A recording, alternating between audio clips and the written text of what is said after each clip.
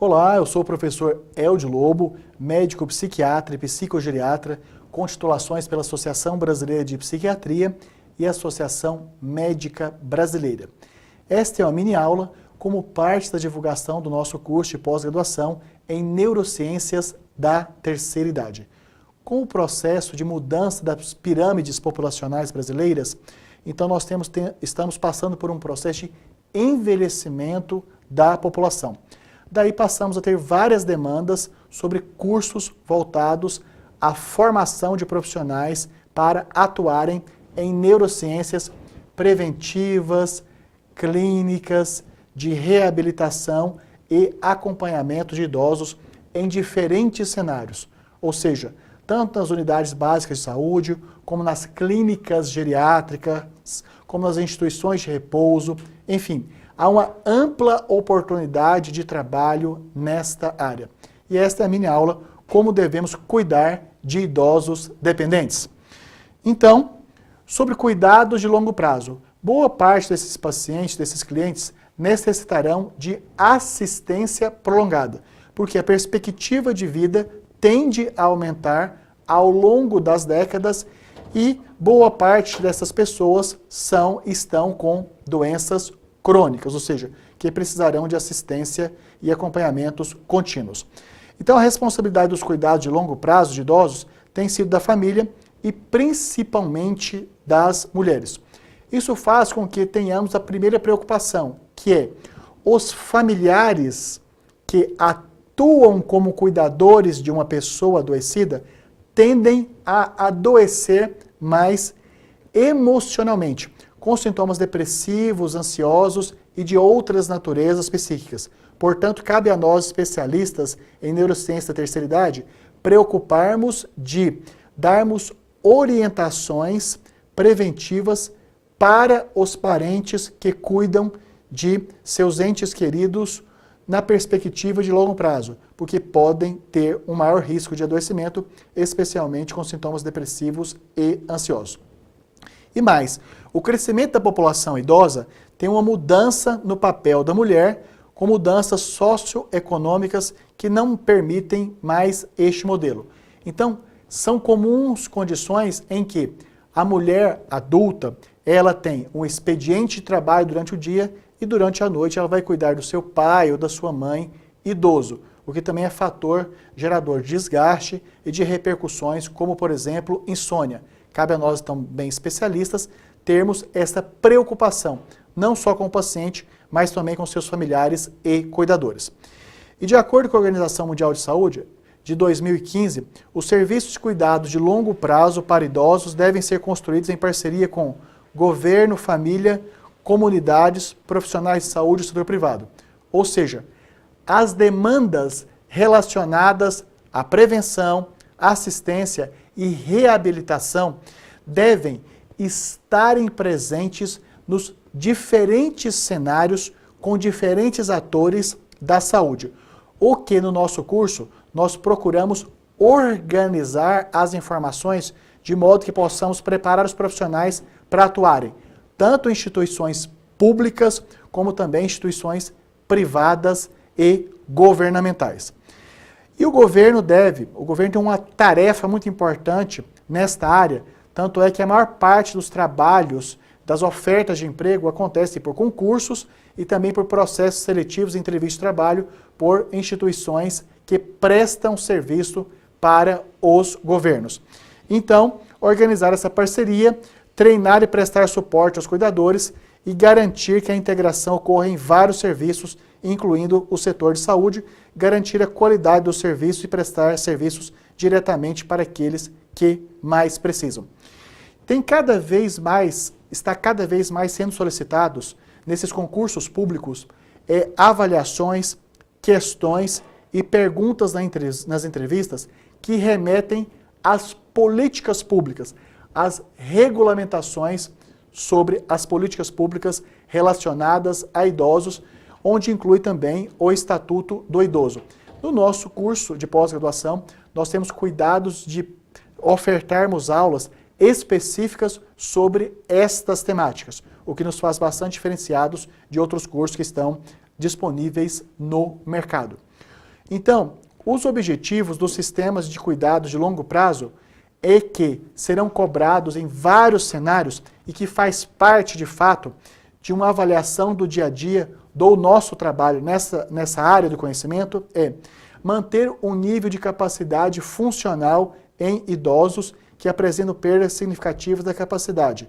Ou seja, o profissional deve insistir, apoiar, incentivar, aplicar técnicas para que o paciente mantenha a sua habilidade de caminhar, andar, correr, ou seja, de deambular o máximo de tempo possível. Ou seja, aplicar técnicas para que o indivíduo idoso fique na cama o menor período de tempo possível, que ele seja motivado e participe de um programa que estimule caminhadas, danças, participação em competições esportivas próprias dos idosos. Por exemplo, da capacidade de fazer as tarefas domésticas.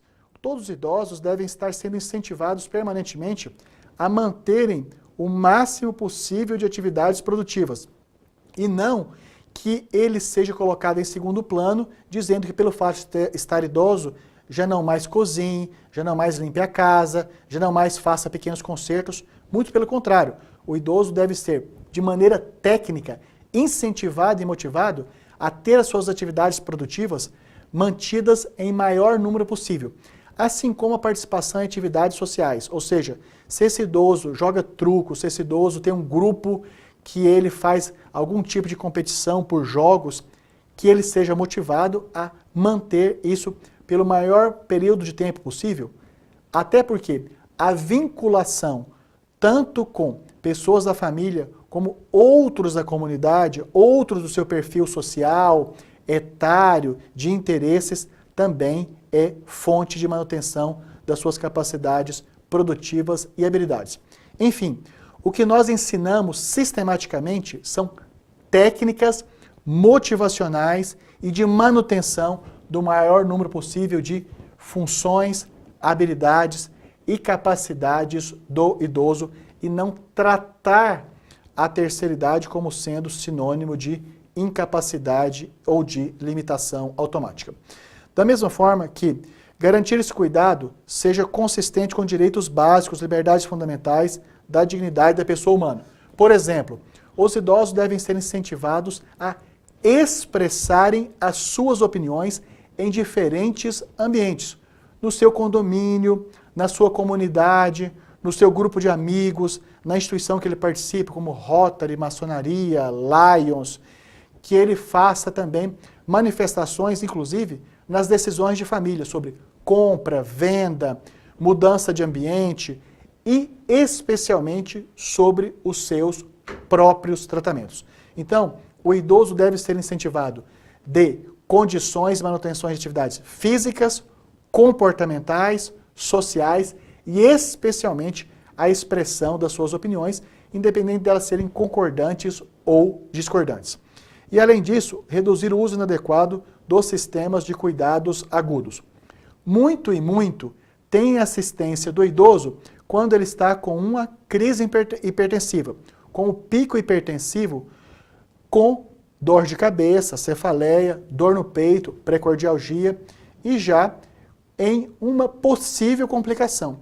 Então, nós fazemos um forte trabalho de formação para ações preventivas, que esse idoso esteja em um programa sendo acompanhado, supervisionado, incentivado, por exemplo, a seus controles diários de pressão arterial, de glicemia, tanto para quem ainda não apresenta diabetes, como para quem apresenta diabetes, ter esse controle diário, como também que possam saber responder a escalas de avaliação sobre sintomas depressivos, ansiosos e de prejuízo cognitivo de memória, atenção e concentração.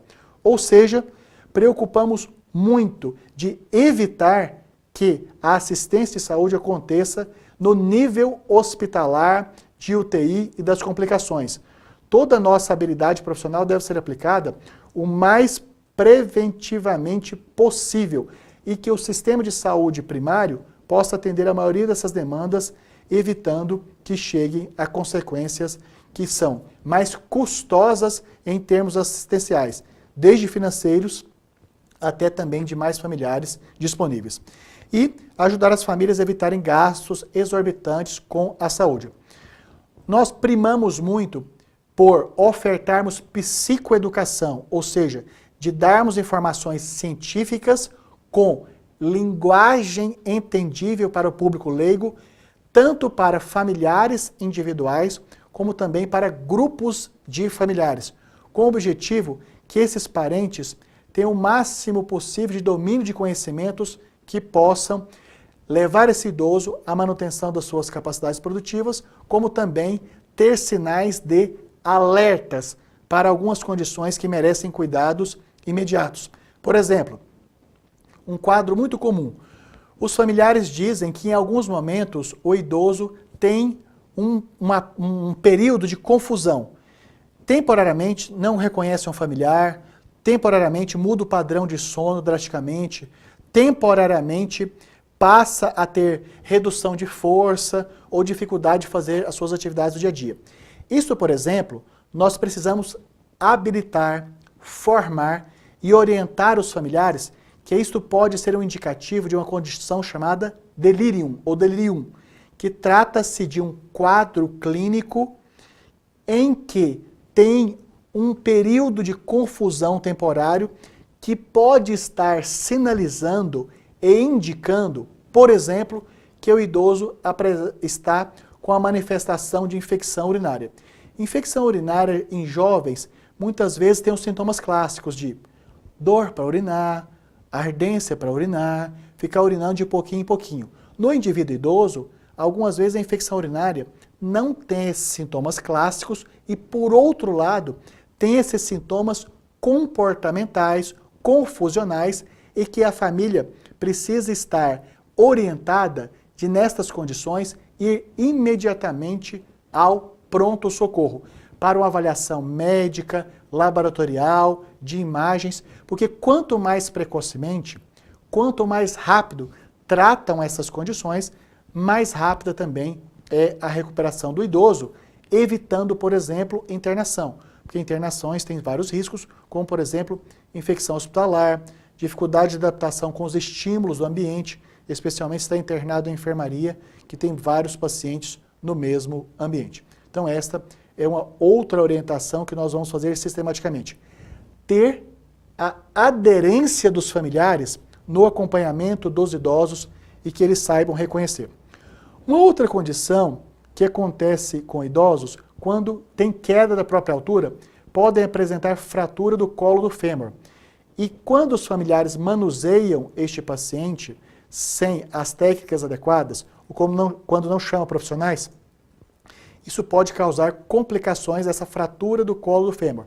Também vamos orientar nesses nossos grupos de famílias ou nas orientações individuais aparentes que saibam reconhecer uma fratura do colo do fêmur e a melhor maneira de cuidar imediatamente deste paciente ou de como chamar os serviços, por exemplo, SAMU, bombeiros, para que tenham assistência melhor com menos danos secundários a quem teve essa queda.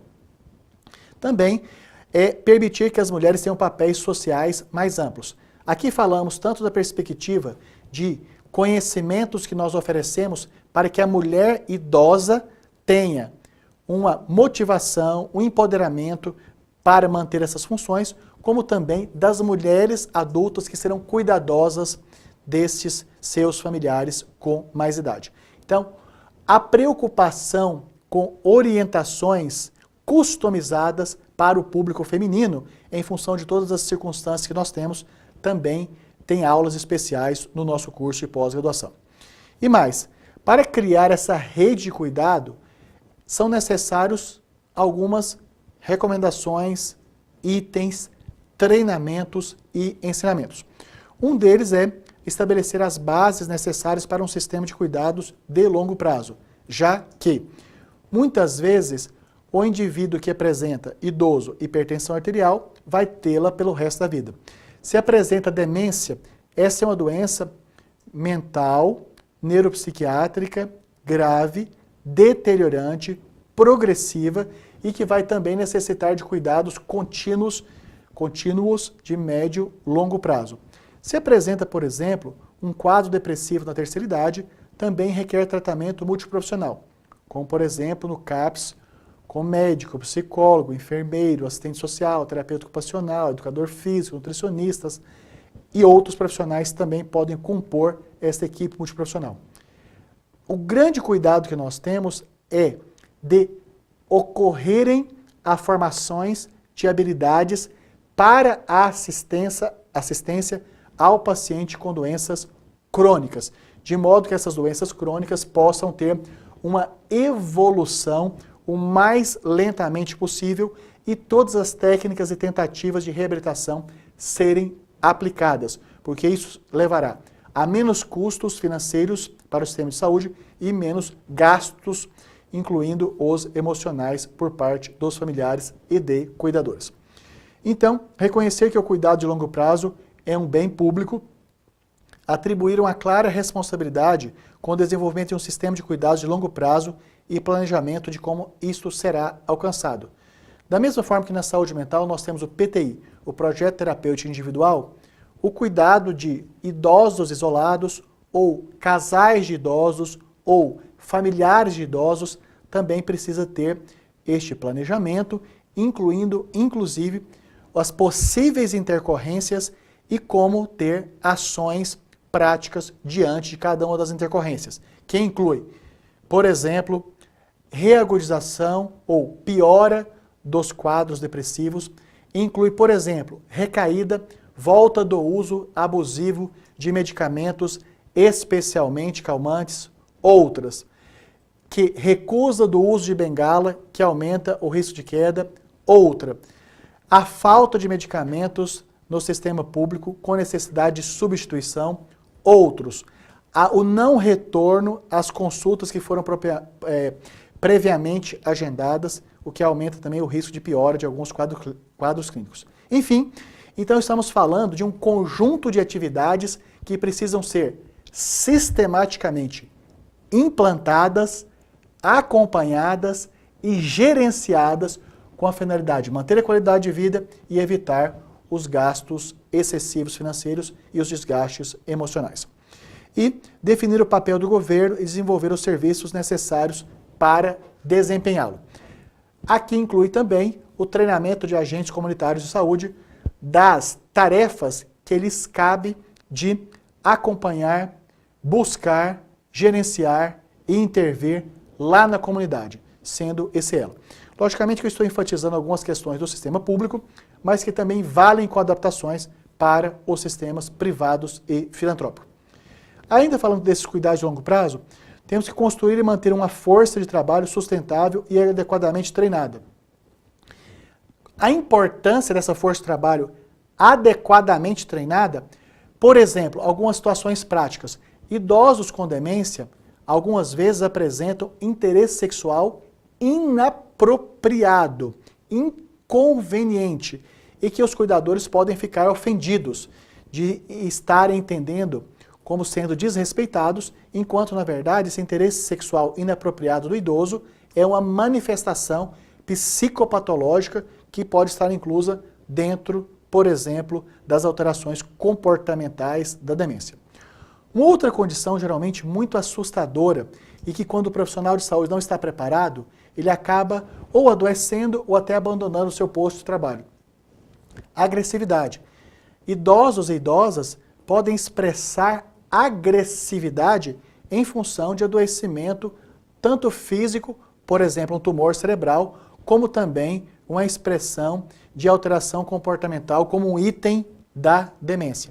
Daí também essa necessidade da preparação dos profissionais de saúde que vão atender idosos, que possam estar reconhecendo quando estão em condições limítrofes psíquicas pessoais e que devem pedir substituição, apoio psicológico, troca de função de trabalho e que algumas alterações comportamentais dos idosos, elas não são necessariamente voluntárias. Elas podem ser manifestações de sintomas fazendo parte de uma síndrome, por exemplo, demencial, de uma síndrome, por exemplo, neoplásica. com repercussão no sistema nervoso central. E promulgar legislação que apoie acordos de trabalho flexíveis ou licenças para cuidadores e familiares. Enfim, cuidadores de idosos precisam também ter um programa de cuidado preventivo. Estabelecer mecanismos de suporte para cuidadores, como oferecer recursos de formação. Esta é uma área do conhecimento que tem profundas mudanças e, felizmente, um fluxo de conhecimentos novos muito grande, tanto de recursos técnicos de atuação profissional, como também de recursos tecnológicos, como, por exemplo, o uso de consoles para o estímulo de funções superiores de memória, atenção, concentração. E esta atualização é um recurso a mais para prevenir o desgaste dos cuidadores. Conscientizar sobre a importância dos cuidados e lutar contra normas e papéis que impedem que os homens e jovens atuam como cuidadores. Apoiar iniciativas das comunidades. Nós temos várias instituições, igrejas, órgãos filantrópicos que dispõem de voluntários para cuidar de idosos em instituições diversas.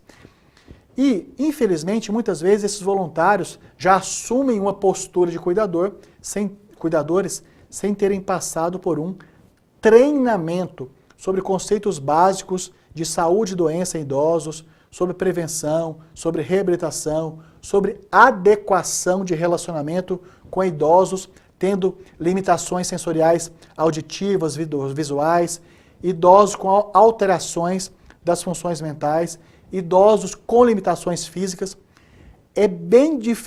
São bem diferentes as formas de contribuição voluntária para idosos que apresentam ou limitações mentais, ou limitações físicas, ou limitações sensoriais, ou mais de uma dessas limitações ao mesmo tempo.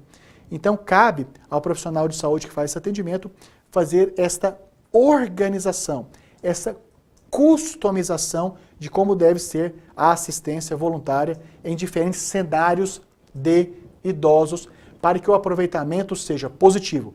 Porque existem algumas situações que, em função da inadequação contextual, um trabalho voluntário de uma visita, por exemplo, a um idoso que não tem já percepção auditiva e visual correta, pode ser apesar da intenção ser boa do voluntário, pode gerar uma consequência de deixar esse idoso visitado, acolhido, ansioso, porque não foi usada a técnica adequada. E essa ansiedade do idoso repercute com insônia. E essa insônia do idoso repercute com alteração também do sono que o cuidador estava acostumado.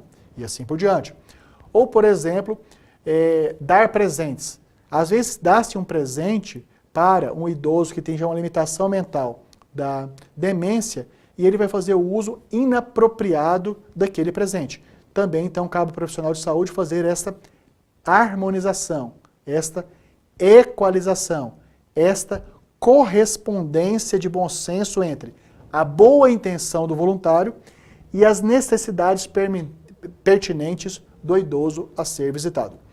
E apoiar iniciativas das comunidades, então, é muito importante, especialmente porque, infelizmente, não temos profissionais em quantidade ainda suficiente para prestar essa assistência a tantos idosos com essas demandas. Então, garantir a qualidade de vida desse idoso no longo prazo inclui desenvolver e divulgar protocolos ou diretrizes de cuidados que abordem os principais problemas. Então, no nosso curso de pós-graduação em Neurociência e Terceira Idade, nós vamos colocar protocolos para cuidados de idosos com deficiência física, protocolos de cuidados para idosos com demência, protocolos de cuidados para idosos que tenham, por exemplo, amputação de membros, protocolo de cuidados de idosos que estejam institucionalizados, protocolo de cuidados de idosos que estejam na comunidade. Então, damos direcionamentos à formação de profissionais com alta performance para atuação em múltiplos ambientes, desde aqueles mais preventivos até aqueles assistenciais, passando também por outros de reabilitação. Estabelecer mecanismos de credenciamento para serviços e cuidadores profissionais. Vamos também facilitar e ofertarmos, inclusive, parcerias e possibilidades de agilizar projetos de profissionais que estão participando desta área, que atuam nessa área. Estabelecer mecanismos formais para coordenar o cuidado, incluindo entre serviços de cuidados de longo prazo e cuidados de saúde. É muito importante, e às vezes só de estabelecer um contato entre o representante de uma instituição, por exemplo, de uma casa de repouso com o hospital clínico mais perto, já facilita, por exemplo, prevenção de encaminhamentos desnecessários ou agilidade de transferências onde constituam situações de urgência e emergência.